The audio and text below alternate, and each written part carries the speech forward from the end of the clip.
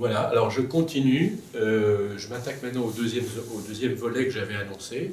C'est-à-dire, nous sommes toujours sur la septième du deuxième degré, mais cette fois-ci, dans son dernier état, c'est-à-dire son dernier renversement, c'est-à-dire le renversement chiffré 2. Alors, il s'agit bien de ça, de cet accord-là. Do, Ré, Fa, La. Doit-on écrire plutôt Do, Ré? En fait, je crois que oui, c'est mieux d'écrire comme ça. Voilà. Peu importe, hein, mais enfin, ça c'est la bonne écriture. Voilà. Et cet accord est chiffré 2. Voilà. Alors, je voudrais d'abord, comme toujours, je fais un petit préliminaire qui consiste à bien observer l'accord. Alors, je voudrais dire une chose avant de démarrer, une chose qui peut paraître ne pas avoir de rapport avec ça. Alors, on verra tout à l'heure que le rapport est évident, mais je voudrais le montrer. C'est que j'avais dit, je sais que c'est la première vidéo de la présentation de l'introduction générale à l'harmonie, j'avais dit que passer de l'accord de Do à l'accord de La mineur, c'était ne changer qu'une seule note. En effet, Do, Mi, Sol, La, Do, Mi. Voilà, il n'y en a bien qu'une seule qui change. Passer de La à Fa, de La mineur à Fa majeur. Je dis mineur et majeur parce que je me situe dans un contexte d'ut majeur général. Hein. Donc l'accord de Do est l'accord de tonique, l'accord du sixième degré, l'accord de sous-dominant, donc il y a un accord majeur, un accord mineur, un accord majeur. Ça s'inverse en mineur, hein, donc peu importe, je n'y reviens pas. Et puis, je peux aller vers Ré mineur. Alors, ce que je veux dire, c'est que cet enchaînement-là, il n'y a qu'une seule note de différence. C'est un enchaînement de tierces. De Do à La, je franchis bien une tierce descendante. J'ai Do, Mi, Sol, La, Do, Mi. Une seule note de différence. C'est la même chose de La à La. Je n'ai qu'une seule note de différence. La, Do, Mi, Fa, La, Do. On est bien d'accord. C'est aussi un enchaînement de tierces. De La à Fa, je descends d'une tierce. Et c'est encore une fois la même chose ici, de Fa à Ré. Fa, La, Do, Ré, Fa, La. Voilà, on est bien d'accord. Maintenant, ce que je veux faire remarquer, c'est que de cet accord à cet accord, enfin ce sont des évidences, hein. Il y a deux notes de différence, c'est une quinte franchie. Ça c'est intermédiaire, je change d'abord une note, puis une deuxième. Ça c'est Do, Mi, Sol. Ça c'est La, Do, Mi. Ça c'est Fa, La, Do. Donc là, c'est celle-ci qui change. Là, c'est celle-ci qui change, pardon. C'est celle-ci qui change. Fa, La, Do. Et là, Ré, Fa, La. C'est celle-ci qui change. Évidemment, enfin bon, c'est la quinte à chaque fois, peu importe. Ne rentrons pas dans trop de détails, je crois que c'est évident. Et donc, d'ici à ici, forcément, j'ai eu deux notes qui changeaient. Et d'ici à ici, j'ai trois notes qui changent. Là, c'est bien Do, Mi, Sol. Et là, c'est Ré, Fa, La. Mais si je faisais cet enchaînement, je passerais de cet accord à cet accord qui n'a aucune note commune, mais à chaque fois en changeant une. Voilà. Alors ça peut paraître tout bête, mais ça a des conséquences assez intéressantes. Je le fais ici. Alors voilà, je vais bouger le moins possible selon les règles d'écriture. Voilà Do, Mi, Sol. Accord de La mineur, c'est Do, Mi, La. J'ai changé le Sol. À l'accord de Fa, c'est la note du milieu qui change, c'est le Mi qui devient Fa. Do, Fa, La. Et maintenant à l'accord de Ré, c'est celle du bas, c'est le Do. Voilà. Je l'écris. Alors j'enlève mes gribouillages ici. Je crois que tout le monde m'a compris. J'invite, comme ce sont des vidéos, chacun à le regarder à nouveau. Hein. C'est pas inintéressant.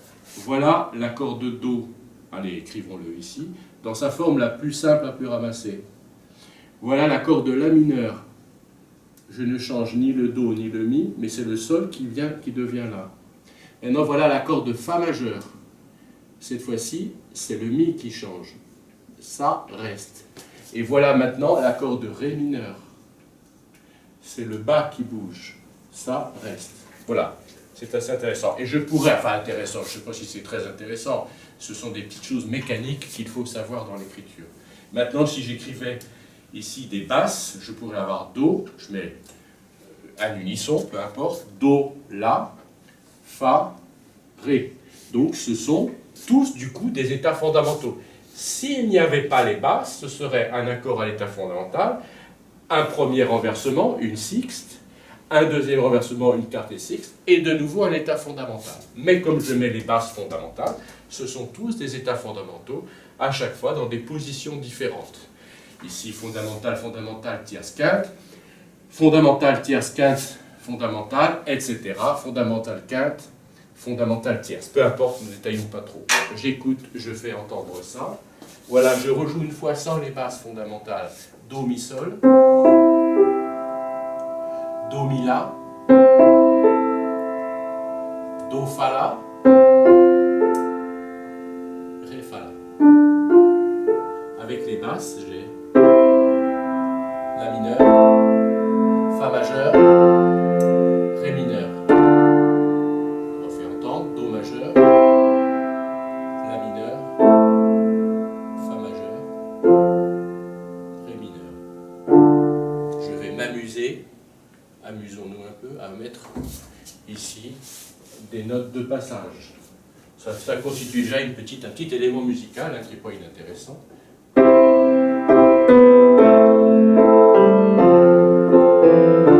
Voilà, bon, ça n'a rien de très fascinant, mais c'est pour montrer déjà une certaine forme d'élaboration des choses. Alors pourquoi je disais tout ça? Parce qu'évidemment j'ai une idée derrière la tête.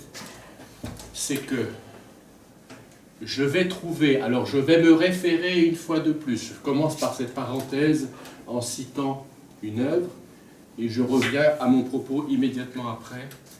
Je vais reciter pour la énième fois, mais ça n'est pas fini, j'aurai encore l'occasion d'y revenir pas mal de fois. Le premier prélude en ut, je n'écris pas, premier prélude en ut du clavier bien tempéré, qui est Do, Mi, Sol, Do, Mi. Voilà un accord de tonique de Do. Et ici j'ai Do, Ré, La, Ré, Fa, qui est un accord qui est l'accord Ré, Fa, La, Do. Hein, c'est bien l'accord Ré, Fa, La, Do, où le Ré est bien ici, le Fa est tout à fait en haut, le La est ici, et le Do est en bas, ce qui fait que c'est un accord de dernier renversement, qui est chiffré 2. Et c'est un accord du deuxième degré, la fameuse septième du deuxième degré. Alors voilà une bonne chose ici de se référer à cette œuvre. Maintenant, on est bien d'accord qu'on a 5 voix.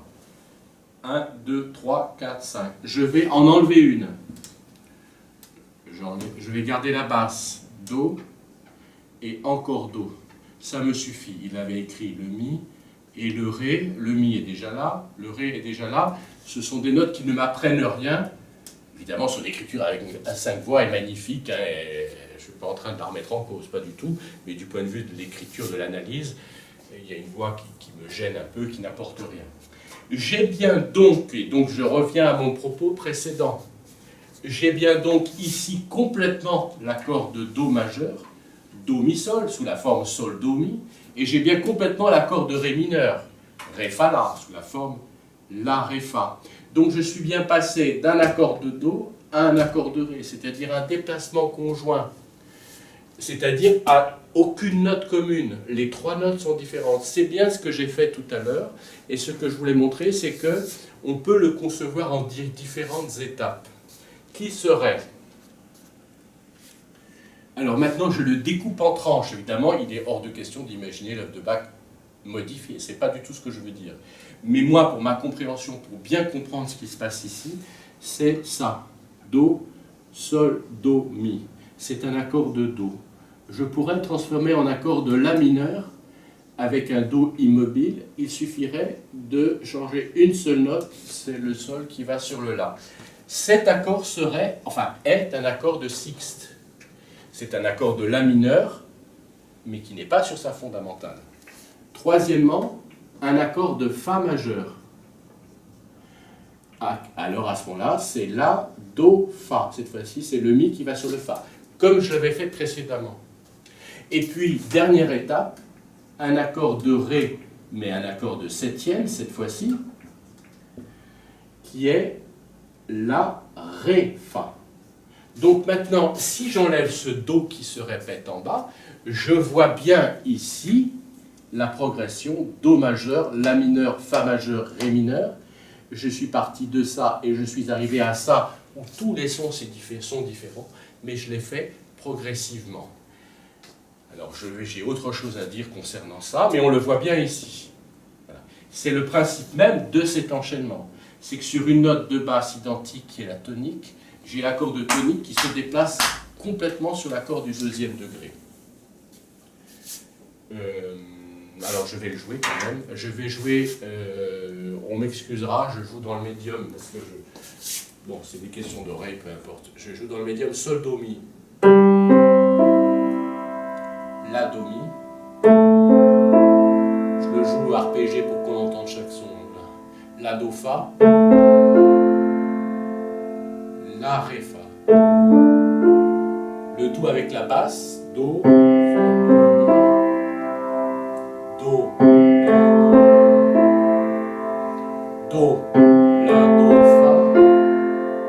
Et enfin, Do, La, Ré, Fa, qui est bien l'accord chiffré 2. Alors, ça m'intéresse. Il y a une chose qui m'intéresse, et je reviens ici. J'en plaisantais un peu, eh bien, je vais en replaisanter aujourd'hui. Enfin, pas vraiment d'ailleurs.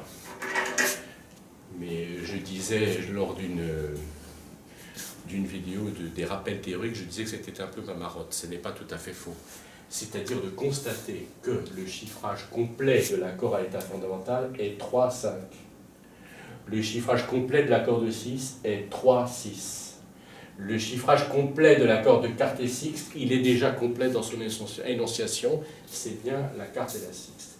Et le chiffrage complet de l'accord de dernier renversement de septième, c'est 2-4-6. Ce que je voulais dire, et c'est ça ma marotte, mais je pense que c'est important. Si je le dis, c'est que j'ai la conviction qu'il y a dans le fond quelque chose de très important. J'aurai peut-être l'occasion d'y revenir bien plus tard. Mais c'est que plus on est renversé, plus on a de chiffres pairs. Et l'accord le plus renversé et renversant, j'allais dire, l'accord le plus renversé n'est fait que de chiffres pairs, alors que l'accord à l'état fondamental est fait de chiffres impairs. On voit les pairs apparaître 6, 6, 4, 2, 2, 4, 6, peu importe l'ordre. Il y en a 1, il y en a 2, il y en a 3. Voilà. Donc on passe ici d'un état fondamental à l'extrémité de renversement immédiatement après. Voilà, je pense que c'est important, mais j'aurai l'occasion peut-être d'expliquer pourquoi. C'est pour des raisons qui ont un caractère peut-être légèrement extra-musical. Je pense que ça n'est pas extra-musical en fait, mais on pourrait le penser. En tout cas, j'invite tout le monde à observer ça, je pense que c'est important. Deuxième petite remarque, c'est tout simplement le début. Alors, je n'ai pas la partition, mais peu importe. C'est tout simplement ça, c'est-à-dire le passage, non pas brutal de ça à ça, mais découpé en plusieurs étapes. C'est le cas du mouvement lent du concerto qui est... il y a les 4 cétons de Vivaldi, qui est une chose très connue. Le concerto l'été, il y a donc printemps, été, automne, hiver. Le concerto l'été, son mouvement lent est en ré mineur. Et d'ailleurs, ce sont des concertos qui sont basés sur des poèmes de l'époque, hein, et qui évoquent l'été, le printemps, l'été, l'automne, l'hiver. Et l'été, ça figure, enfin c'est un tableau qui est censé figurer des paysans assoupis par la chaleur de l'été et qui somnolent. Donc il y a une petite volonté un peu descriptive d'une espèce de somnolence, et elle est faite avec ça. Alors le texte est en ré mineur. Je vais jouer, alors je ne vais pas jouer le texte parce que je ne l'ai pas en tête, mais je vais jouer l'enchaînement. De toute façon, c'est écrit dans la partition, puisque dans la partition, il y a la basse continue qui est jouée par le clavecin. Et le clavecin A, en étant ré mineur, a donc ré, ré, ré, ré, ré chiffré 3-5, ré chiffré 3-6, ré chiffré 4-6 et ré chiffré 2-4-6. Ce sont les chiffrages complets qu'on utilisait à l'époque. Hein. Aujourd'hui, on utilise des chiffrages conventionnels qui sont plus concis, 6, 6, 4 et 2 à la fin, c'est très concis. 2, on écrivait, Bach écrivait non pas 2, mais 2, 4, 6, hein, j'ai déjà eu l'occasion de le dire. Alors voilà en Ré mineur ce que ça donne. Le claveciniste joue ça, Ré grave, avec l'accord de Ré mineur, Ré, Fa, La, Ré. Voilà, c'est un mouvement lent, ça dure. Hein. Maintenant, Ré chiffré 6, Ré, Fa, Si bémol, Ré. Maintenant, accord de Sol mineur, Ré, Sol, Si, Ré, qui est chiffré 6, 4, pardon. Et maintenant, accord de chiffré 2, Ré.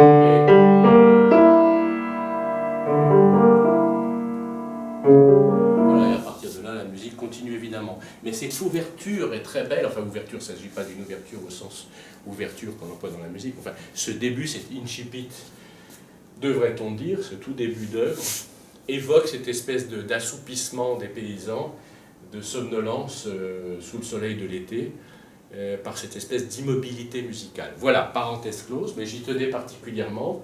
J'efface ça et je reviens à l'exemple ici,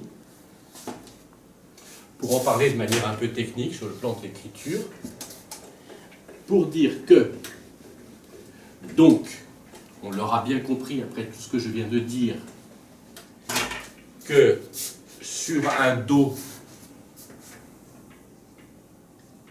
j'ai un accord de Do, alors on va faire un unisson, ça c'est la basse et ça c'est les trois sons Do, Mi, Sol. J'ai un accord de Ré. Eh bien, ça, dans l'écriture, est impossible, ne peut pas se faire. Pourquoi? Parce que j'ai Do, Mi, Sol, Ré, Fa, La.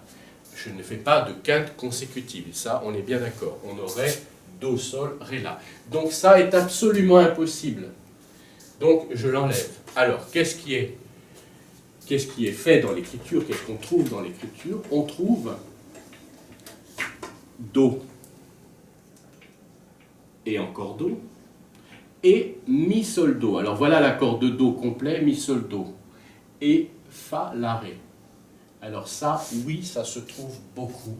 Il faut le connaître. J'invite tout le monde à le lire, à l'écrire, à le réécrire de nombreuses fois, dans différents tons, en majeur, en mineur également, pour bien l'expérimenter et bien voir que ici, évidemment, il n'y a aucun problème d'écriture, puisque j'ai Mi, Do, Fa, Ré, ce sont deux sixtes, j'ai Mi, Sol, Fa, La, deux tierces, et j'ai aussi deux quartes, et les quartes ne posent pas de problème. Elles s'intègrent dans l'accord de sixte, les quartes consécutives ne posent pas de problème. Donc ça est bon. Évidemment, ça, enfin je ne fais qu'écrire ce que j'avais écrit au début, mais je préfère l'écrire dans la même foulée qu'on voit bien. Ça c'est oui, j'écris un grand oui, et ça c'est oui aussi. Je peux avoir Sol, Do, Mi. Voilà encore une fois l'accord de Do, qui serait, indépendamment de ça, qui serait, mais ça n'est pas du tout, hein, une carte et sixte, c'est un état fondamental, parce que j'ai ça en bas, mais j'ai bien ça est bon. Le déplacement de ça, il n'y a pas de quinte. Et c'est ce qu'on a dans le premier prélude en ut. On a bien cette version-là. Donc sachons que ça c'est bien, ça c'est bien. Et ça, évidemment, quand j'ai Do, Mi, Sol, Do, Mi, Sol, Ré, Fa, La, c'est pas du tout possible. Voilà. Ça c'est une première chose. Alors, j'ai écrit, je garde ce petit espace ici. Donc retenons bien ça, hein, aujourd'hui. Ça c'est oui, ça c'est oui. Ça, bien sûr, c'est non, je l'enlève. Et un autre oui est pour cette position-là. Do, Do, voilà mes deux basses. Et quand j'ai Sol, Mi, Do. Alors quand j'ai, voilà l'accord de Do complet. Ici j'ai une sixte, et ici j'ai une sixte. Donc il n'y a aucun problème pour que je fasse La, Fa et Ré, où j'ai bien 6 et 6. Et là, j'ai 4, 4. Enfin, ça, peu importe, hein, je ne vais pas détailler ça. Sol, Do est une carte, La, Ré est une carte, comme c'était le cas ici. Voilà, on voit bien les deux cartes ici, et les deux cartes ici, peu importe. Voilà, donc ça c'est oui, ça c'est oui, ça c'est oui. Chacun doit le retenir tout de suite. Alors, tout à l'heure, enfin, lors de la suite de cette vidéo, je vais faire des exemples, comme j'ai l'habitude de faire. Nous avons toujours une vidéo pratique qui suit le cours. Eh bien, il y a un exemple que je ne vais pas faire, parce que je n'aurai pas le temps, je ne vais pas multiplier les exemples, il suffit d'en avoir un ou deux, mais j'invite tout le monde à le regarder et à l'entendre. Dans le fameux Tuba Mirum, etc., qui est un des mouvements, ça c'est le début du texte, un des mouvements du Requiem de Mozart, le fameux Tuba qui signifie, je ne sais pas d'ailleurs exactement la traduction de Tuba, il s'agit de Tuba, c'est un grand instrument, enfin quand le texte a été écrit, ça faisait référence à des grands cuivres, hein. Alors ça peut être trombone, trompette, peu importe. Hein. Et d'ailleurs, il existe aussi l'instrument tuba, d'ailleurs, hein, qui vient de là, bien évidemment. Mozart, c'est la trompette du jugement, hein, il s'agit à laquelle il est fait allusion ici. Mozart emploie un trombone pour évoquer le tuba du texte. C'est en si bémol majeur. C'est un très beau mouvement. On a un très beau solo de trombone. Et puis, immédiatement après, on est en si bémol majeur. Immédiatement après, de manière un peu pas surprenante, mais je veux dire un peu inattendue, rapide, sans transition, je veux dire, intervient un chant de ténor qui est beaucoup plus agité que le début du Tuba Mirum, qui a un côté majestueux, très ample. Après, le ténor on évoque un peu l'angoisse de l'humanité, hein, aussi c'est un petit peu ça dont il est question. On passe en fa mineur, et on a cet enchaînement-là, dans cette position en fa mineur, joué par les cordes, en mouvement, en corche répétée sous cette forme. On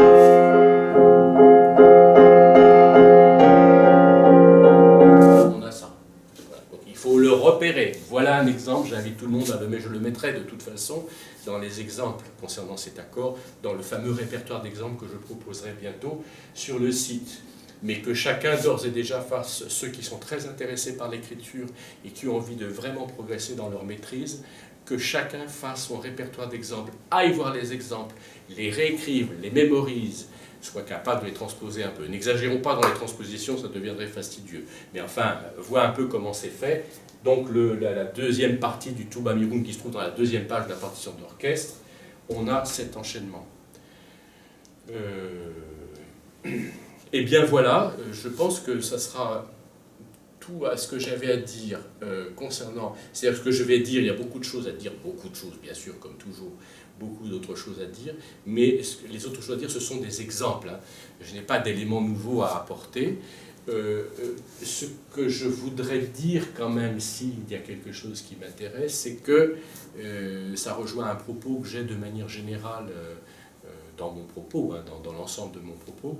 J'évoque souvent la cohérence du système tonal, c'est-à-dire sa validité, si je veux dire, de son début à sa fin, c'est-à-dire qu'il y a des enchaînements qui sont extrêmement présents et qu'on va trouver, peut-être pas chez Monteverdi, mais en tout cas chez Mozart à l'époque dite classique, Mozart-Haydn, et qu'on va trouver après tardivement, bon évidemment chez Chopin c'est une évidence absolue, mais chez des gens qui sont à l'extrémité, alors on va trouver ça chez Wagner par exemple aussi beaucoup, on va trouver chez Scriabine, chez des gens sous des formes très inattendues des fois, voilà. Cet enchaînement est donc à maîtriser, à connaître. J'invite tout le monde à le regarder vraiment en détail.